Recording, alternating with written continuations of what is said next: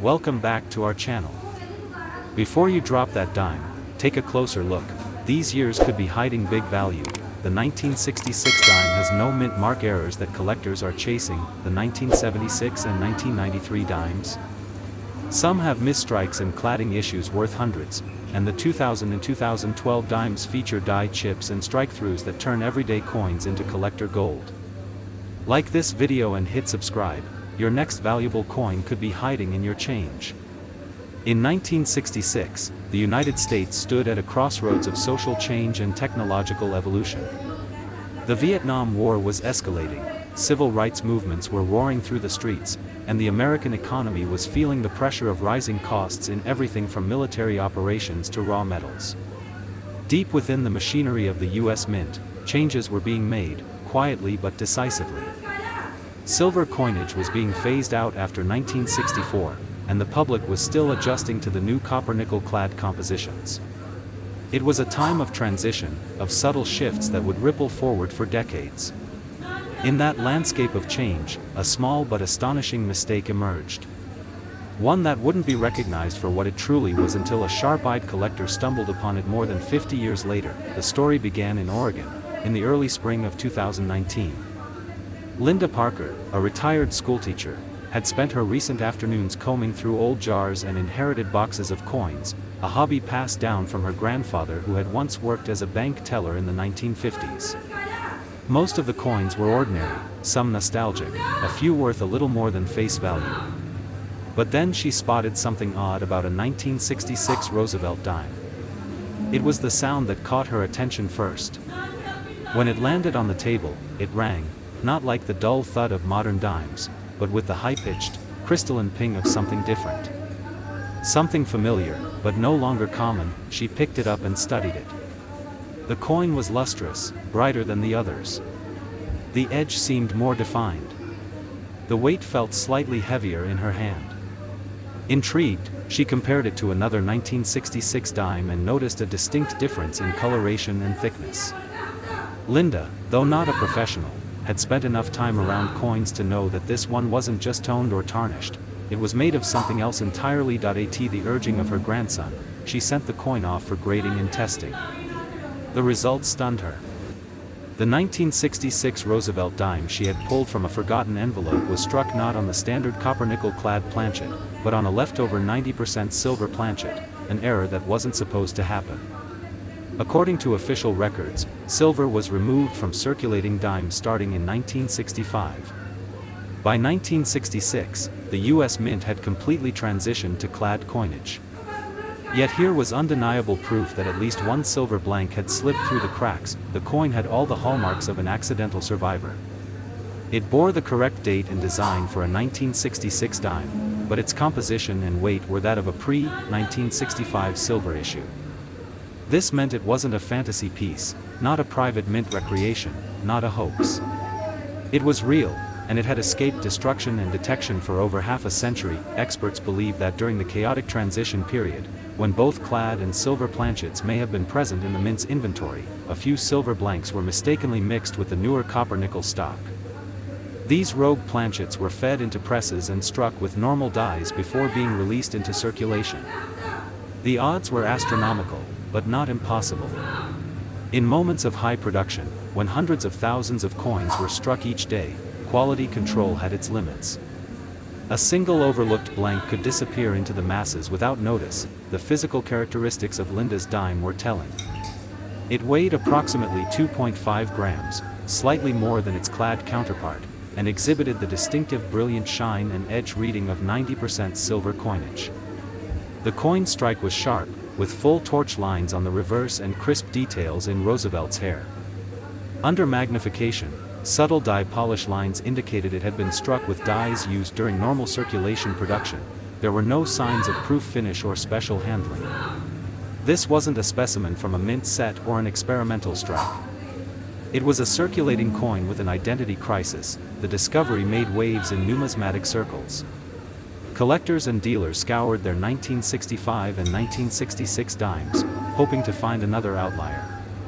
A few more examples were found in the years that followed, some confirmed, others still awaiting proper authentication. but the total number remained extremely low. The fact that the coin's error was invisible to the naked eye unless weighed or tested chemically meant that thousands could have passed through cash registers, vending machines, and piggy banks without raising suspicion. The error tapped into a deeper fascination, the idea that even in systems engineered for precision, human oversight and transitional moments can birth incredible rarity.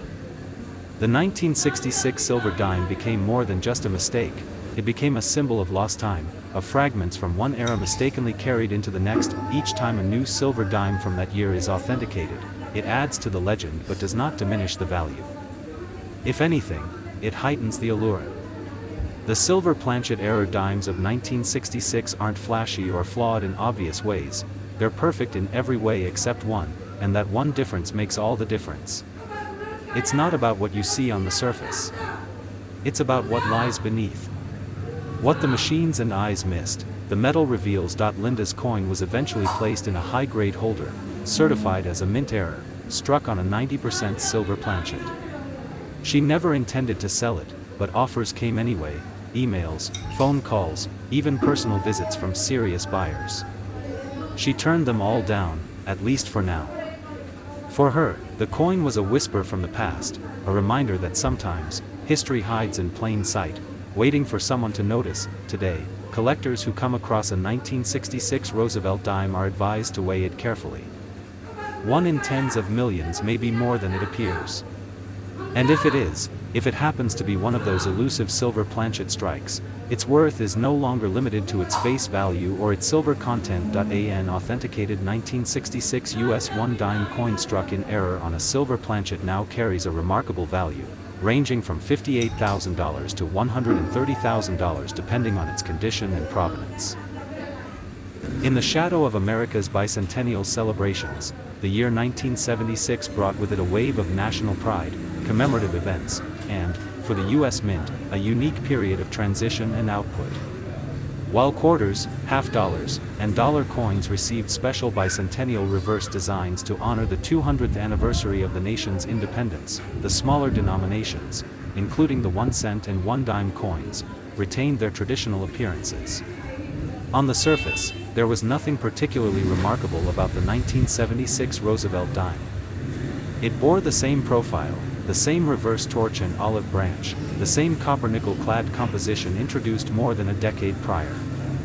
But beneath the uniformity, somewhere amid the billions of dimes minted that year, something rare and wholly unexpected escaped detection. It was found not in a high-end auction or in the hands of a seasoned numismatist, but in the least likely place, an old coffee tin passed down to Michael Brennan from his late uncle, a lifelong collector who kept his coins not in albums or display cases, but in cookie jars, toolboxes, and kitchen drawers.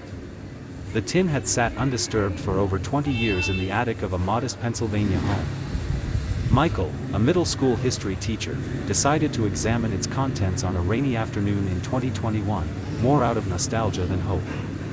He poured out hundreds of coins, mostly common, some worn beyond recognition. But one dime caught his attention, not for what it looked like, but for how it felt. He couldn't quite explain it at first. The coin had a weight that didn't match the rest. It rang with a sharper tone when dropped, and its luster was undeniably different. While all the other dimes from that era had the muted surface of clad coins, this one glinted with a brightness that reminded him of silverware. It felt out of place, lighter in tone, but heavier in substance. Curiosity turned to fascination. Michael, though no expert in numismatics, took the coin to a local shop to inquire about its odd characteristics. The shop owner, a veteran coin enthusiast with a quick eye, knew immediately that it needed to be weighed. The scale revealed the first red flag, 2.5 grams, heavier than the standard 2.27 grams of a clad dime. They examined the edge. There was no visible copper core, the telltale sign of clad construction. The coin had a uniform silver color through and through. What they were holding wasn't supposed to exist. By 1976, silver had long been removed from circulating dimes. Officially, the mint ended the use of 90% silver planchets in 1964, with some final strikings lingering into 1965. After that, copper-nickel clad coins became the standard. There was no commemorative silver dime issued in 1976. And yet, This dime bore all the characteristics of one struck on a leftover silver planchet. The coin was sent to a top-tier grading service for metallurgical analysis and authentication. Their findings confirmed what Michael and the dealer suspected: the 1976 Roosevelt dime had been struck on a 90% silver planchet. It wasn't just similar, it was compositionally identical to pre-1965 dimes. Somehow, more than a decade after silver coinage was phased out, a rogue silver blank had remained in the mint supply and been fed into a press during routine-clad dime production. The implications were fascinating. How could a silver planchet remain unnoticed in the mint's inventory for more than 10 years? Perhaps it was wedged deep within a supply bin, overlooked and unmoved, until a mint worker, unaware of its outdated composition, loaded it into a hopper with thousands of others. In a moment of automated precision and human oversight, it was struck, stamped, and sent into the world with no fanfare, and like millions of other coins, it simply vanished into circulation, passed from hand to hand, purchase to purchase, until it landed in a coffee tin and fell into decades of silence. The coin's appearance was subtle. The design was no different from other 1976 dimes: Roosevelt's portrait, the date, the D mint mark for Denver. The reverse bore the familiar torch, oak, and olive branches. There were no dramatic doubling effects or misaligned dies, nothing visibly wrong. Only by weight, by edge, and by metallurgical content could its true identity be known. Its rarity was undeniable. Silver dime errors from this late date are nearly unheard of. Unlike transitional years like 1965 or 1966, where leftover silver planchets were still within plausible reach, the appearance of one in 1976 defied expectations. It wasn't just a mistake, it was an anachronism. A fragment of the past breaking through the surface of the present. Michael's coin received one of the highest grades possible for a circulated specimen. Its luster remained strong, details sharp, and surfaces clean of major blemishes. The grading label alone sent ripples through collecting forums. Dealers speculated about its origin, while collectors rushed to examine their own 1976 dimes for any hint of similar anomalies. But nothing surfaced. No identical pieces have been publicly verified to this day, making the coin either a one-of-a-kind or one of only a few known survivors. The U.S. Mint never issued an official statement about such an error, likely because its occurrence wasn't tracked or even noticed at the time. But among collectors, its authenticity was never in question.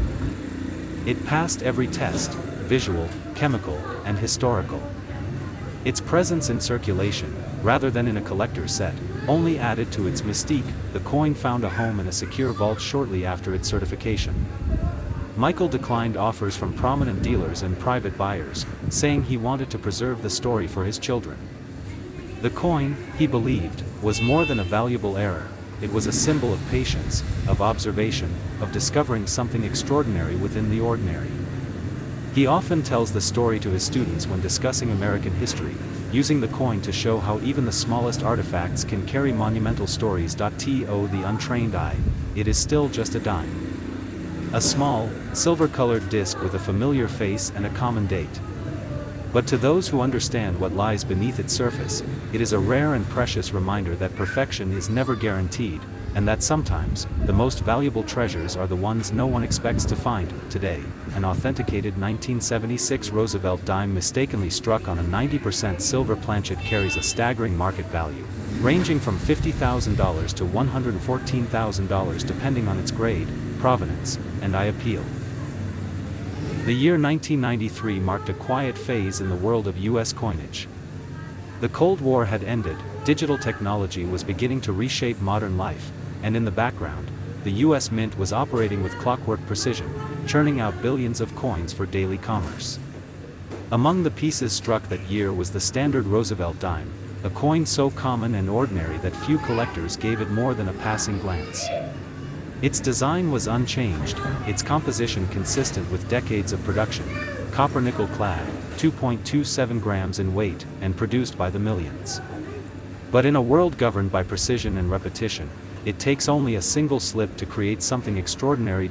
In the early spring of 2022, that something extraordinary revealed itself, tucked inside a repurposed jam jar filled with coins in a dusty corner of a Michigan garage. It was a weekend project for a man named Jacob Willis, a retired machinist with a passion for tinkering and fixing the forgotten. While sorting through his father's old tools and mementos, he came across the jar, mostly full of pennies and nickels, with a handful of dimes scattered in. He poured them out on the workbench, and out of instinct, began lining them up by date, a habit passed down through family tradition. One dime refused to blend in. Not because of its color, though it had a brighter sheen than the others, but because of its weight. It felt heavier in the hand. Denser. Solid. Jacob, who had handled metal all his life, could sense that something wasn't right about it. The edge lacked the faint copper ring of the clad coins. It gleamed like a time traveler from the past that he grabbed a digital scale. The display read 2.5 grams. Not a huge difference, but enough. The wheels began turning. He pulled out a 1993 dime from a pocketful of change to compare. That one showed the expected clad layers, with a copper core clearly visible along the edge. His dime, the strange one, was uniform in color and shine. Silver from edge to center. Smooth and sharp in detail. And most of all, it felt old, even though the date on it read clearly, 1993. Jacob wasn't a coin collector, but he knew enough to get curious. He contacted a local coin shop the next morning, where the staff immediately perked up upon examining it. They ran basic tests. It wasn't plated. It wasn't altered. There were no solder marks, no signs of tampering. A small file test on a damaged portion confirmed it. The coin was composed of 90% silver. Not clad. Not fake. Not fantasy. Somehow, this 1993 Roosevelt dime had been struck on a planchet not used for nearly 3 decades. It defied logic. Silver dimes had been phased out of U.S. circulation in 1964. There were no commemorative silver dimes issued in 1993, and no official records of silver blanks being present in the mint's facilities that year. Yet, here was physical evidence suggesting that a silver planchet had either survived unnoticed for nearly 30 years or had somehow made its way into the system under mysterious circumstances. Theories swirled. One posited that the silver blank had been misplaced during the 1960s, hidden away in some forgotten bin or storage container, and had simply been fed into a modern press by mistake. Another suggested that a rogue planchet from a foreign coinage contract, many of which used silver in small denominations, might have matched the U.S. dime specifications closely enough to go undetected until it was struck. Still others speculated on the involvement of an internal mint error during test runs or die maintenance. Whatever the cause, the result was undeniable. The coin was real. The anomaly was verifiable. And it was certified shortly afterward by one of the top-tier grading agencies as a genuine 1993 Roosevelt dime struck on a silver planchet. It passed metallurgical testing, die diagnostics, and visual scrutiny. The edge, lacking the copper core, was smooth and continuous. The coin's surfaces were bright, with nearly full torch lines on the reverse and razor-sharp detail in Roosevelt's profile. It bore no mint mark, indicating Philadelphia origin. Facility known for its sheer volume and occasional overlooked errors, the discovery sent ripples through the numismatic community. Silver dime errors are prized, but ones from so far outside the transitional years of the 1960s are virtually unheard of. Especially with such an unassuming year as 1993, well into the modern clad era, with no official change in planchet composition or production standards. It was a rogue outlier, a ghost from a time long past, wearing the face of modernity but made of ancient alloy. Jacob, stunned by the coin's authenticity and the fervor surrounding it, chose not to sell it immediately. For him, the dime represented not just luck or monetary value, but a spark of connection to his late father. It had survived unnoticed for nearly 30 years in a jar, tossed among forgotten tools, waiting to be recognized. He kept it in a safety deposit box for months, weighing the offers that began to pour in, each more insistent than the last. Collectors obsessed over its uniqueness.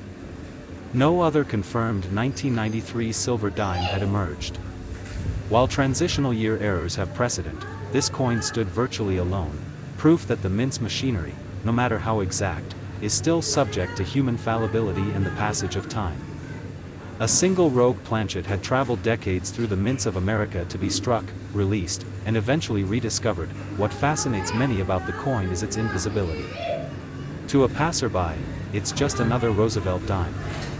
No dramatic misstrike. No visible doubling. No shocking die clash. Its mystery is hidden in its metal, an invisible whisper to those who know what to look for. And that's what makes it dangerous to overlook, and priceless to those who understand. Today, the 1993 silver dime sits among a short list of ultra-rare modern U.S. coin errors, an error not of design, but of composition, born from the quiet collision of decades-old materials and automated precision. Its value continues to climb as collectors become more aware of its existence and rarity, and that coin, once forgotten in a tin jar and nearly spent at a gas station, now holds a staggering value between $35,000 and $108,000, depending on grade and condition. The year 2000 carried with it the dawn of a new millennium, a symbolic step into the digital future where technology began reshaping the foundation of society. While much of the world was fixated on innovation, the United States Mint quietly continued its routine, delivering the standard run of coins to meet the country's economic demand. Among those were the Roosevelt dimes, unchanged in design for decades, produced in the billions, struck with the same precision that had defined the modern minting process. Most of them went unnoticed, indistinguishable from one another, destined to rattle around in pockets, drawers, and vending machines. But amid this mechanical perfection, one dime slipped through the cracks in a way no one could have predicted. Miles from any urban center, a part-time antique dealer named Clara Welling was sorting through a mixed batch of coins she had purchased from an estate auction in rural Oregon. It was nothing special at first glance, just bags of old change the previous owner had collected over years of habit rather than any focused numismatic interest. Clara had always found peace in sorting coins late at night, her eyes trained to spot wheat cents, silver quarters, or even a stray buffalo nickel. But when her hand brushed past a small, sharp-edged dime from the year 2000, she paused. It wasn't the date that stood out. It was the feel. The coin had a certain brightness, almost unnaturally brilliant. Its edge lacked the copper line so familiar on modern dimes. When she examined it under a magnifying glass, she saw something odd. Its edge was completely silver, not clad. The surface shimmered with a luster she hadn't seen on a circulating coin in years. Suspicion bloomed into intrigue. Clara pulled out her scale. A typical Roosevelt dime weighs 2.27 grams. This one? 2.5. The weight matched those of the old silver dimes last used in regular circulation in 1964. She checked the sound, dropping it gently on her wooden desk. The coin rang out with a high-pitched, crisp tone, identical to the ring of silver. She knew it wasn't plated. The coloration was too consistent. The weight was too precise. Something was different. Wordlessly, she packed it in a protective sleeve and drove to a well-known coin expert a few towns over. He handled the coin in silence, then immediately fetched his own scale and loop. After several quiet minutes of examination, he looked up at her with one word: silver. This dime wasn't supposed to exist. The mint had not used silver planchets for circulation since the mid-1960s. Commemorative silver strikes were limited to special sets, never intended for general use, and never, under any published circumstance, for the Roosevelt dime in the year 2000. As numismatic circles learned of the find, the buzz grew louder. The coin was sent off for full analysis. Metallurgical tests confirmed it: 90% silver composition, with the remaining 10% copper, a match for the silver coins of the pre-1965 era.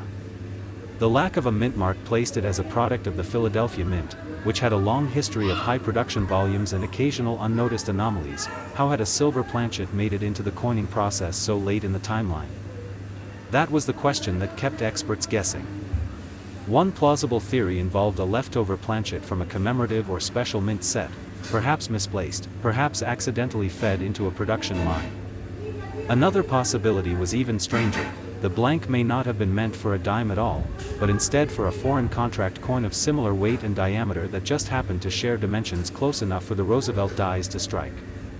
The mint, after all, frequently strikes coinage for other nations, and with the vastness of material moved daily, the chance of a wrong blank slipping through, though exceedingly rare, is not impossible. Still, no exact foreign match could be tied conclusively to this composition and measurement. It remained an outlier, a mysterious intruder among the standard currency of a new century. The coin's condition only added to its mystique. It displayed strong strike characteristics, with clean fields and minimal contact marks. The devices, Roosevelt's portrait, the inscriptions, and the reverse torch and olive branches, were sharply defined, without the usual softness seen on worn circulating coins. There was no doubling, no rotation, no striking anomaly. It was perfect in every sense, except for the metal on which it had been minted. Its subtlety made it dangerous to overlook. If Clara hadn't been attentive, if she hadn't been trained to trust her instinct when something didn't look or feel quite right, the dime might have been spent at a grocery store, lost forever among countless others. But her attention preserved what would soon be recognized as one of the rarest modern dime errors known. When the grading report was published, collectors took notice. The coin was now authenticated as a 2000 Roosevelt dime struck on a silver planchet, one of only a tiny handful suspected to exist from that year, and possibly the only one publicly verified to date. The auction houses began circling. Private collectors offered staggering sums in hopes of acquiring it before it hit the market.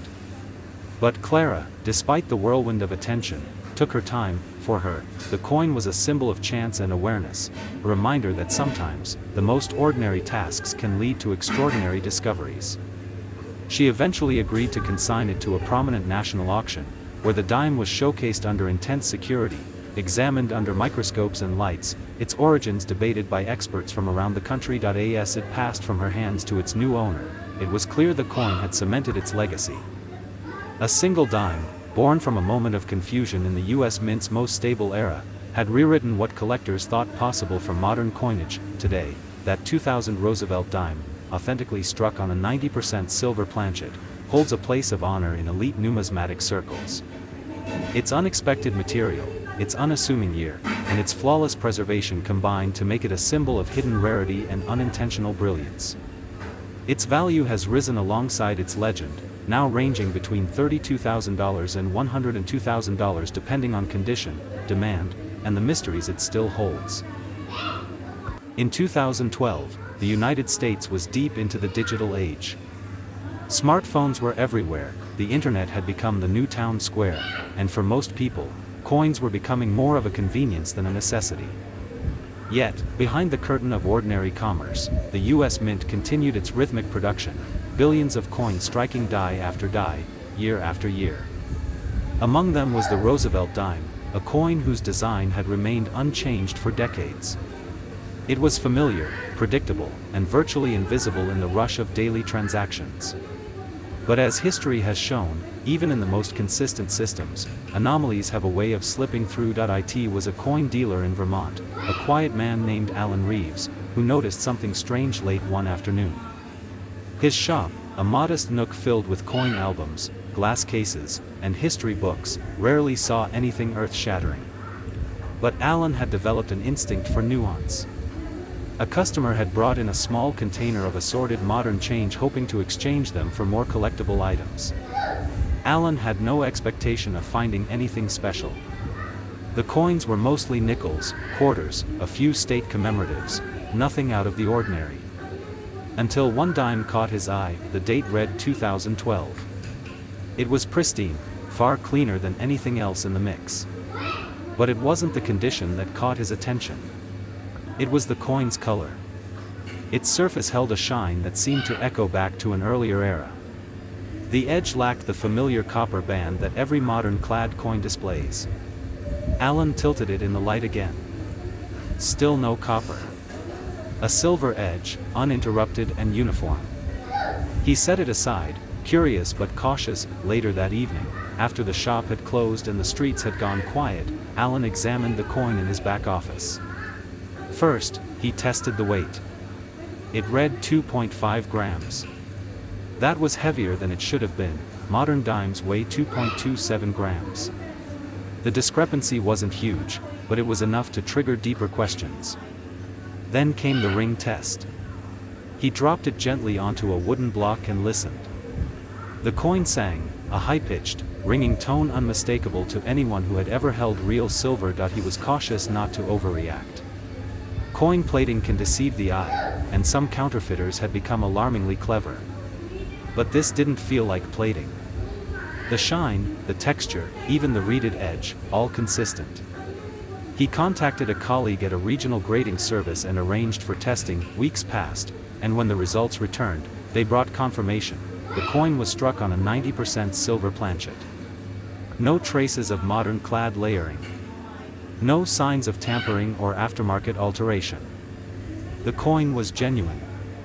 Somehow, a silver blank, last used for regular dimes nearly half a century before, had found its way into the coining press in 2012 and was struck with perfect detail. The implication stirred a flurry of speculation. How did a silver planchet survive in a minting environment governed by precision and modern tracking systems? One theory suggested it was a leftover blank from a collector's silver-proof set that had been mixed into circulation stock by mistake. Another posited it was a misfed planchet from a foreign contract, as the US Mint occasionally produced coins for other countries. Either way, it shouldn't have happened, and yet it did. The die details were crisp. Roosevelt's profile was sharp and clear, with deep strike lines along his neck and hair. The reverse torch and olive branches were immaculate, showing no signs of strike weakness or over-polishing. There were no doubling errors, no off-center strikes, nothing except the metal itself to suggest that this dime was anything other than ordinary. Its rarity lay hidden beneath its flawless surface. What fascinated collectors was the coin's stealth. Unlike a broad strike or a dramatic die cap error, this 2012 silver dime could pass through countless hands without ever being noticed. Most people wouldn't think twice about it. They'd toss it in a jar, hand it to a cashier, or leave it as change on a counter. It was only Allen's seasoned eye that saved it from fading into obscurity. News of the coin's authentication spread through the numismatic community with quiet urgency. Silver errors this late in the timeline were exceedingly rare. While transitional year errors like those from the mid-1960s were known and somewhat documented, the 2012 silver dime was a complete curveball. It belonged to no established error category. There were no records of silver dime planchets being present at the mint during that time for regular strikes. Allen, aware of the coin's uniqueness, resisted early offers. Collectors from all over offered to buy it outright. But he declined. For him, the coin was a story worth more than its metal. It represented one of the rarest forms of minting mystery, a silent error hiding in plain sight, undiscovered for years, finally brought to light by nothing more than trained instinct and curiosity. Eventually, the coin was submitted for professional grading and encapsulation. It was given a high mint state rating, its flawless surfaces reflecting the care with which it had been handled, or perhaps its sheer luck in avoiding circulation altogether. With each layer of confirmation, the coin's value continued to rise. To this day, no other 2012 silver dime has been officially confirmed, making Allen's discovery even more significant. It remains an example of how, even in the most controlled and repetitive environments, history can repeat itself in ways that no one sees coming. A single planchet from the past, struck with modern dies, turned a routine coin into a once-in-a-lifetime anomaly, and that dime, still as brilliant as the day it was struck, now holds a value between $26,000 and $84,000 depending on condition, demand, and the enduring mystery of how it ever came to be.